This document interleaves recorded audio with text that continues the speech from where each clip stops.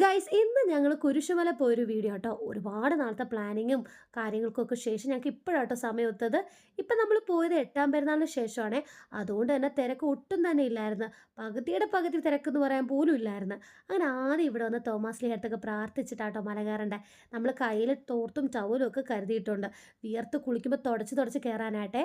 കഴിഞ്ഞ വർഷം ഞങ്ങൾ രാത്രി ആട്ടോ മല കയറിയത്. അതുകൊണ്ട് ഇതൊന്നും പകൽ പെട്ടെന്ന് നമ്മൾ ഇപ്പോഴാണോ ഒന്ന് കാണുന്നത്. ഭയങ്കര അടിപൊളിയായിരുന്നു. ഒരു തണുത്ത കാറ്റും ഉണ്ടായിരുന്നു. അങ്ങോട്ട് മല കയറാൻ എനിക്ക് ഭയങ്കര പാടാട്ടോ.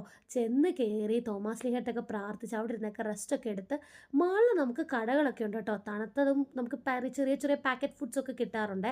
അവിടെ നിന്നൊക്കെ ഐസ്ക്രീമൊക്കെ കുടിച്ചതിന് ശേഷം അതിൻ്റെ അവിടുത്തെ വ്യൂ ഭയങ്കര കിടിലമായിരുന്നു കേട്ടോ.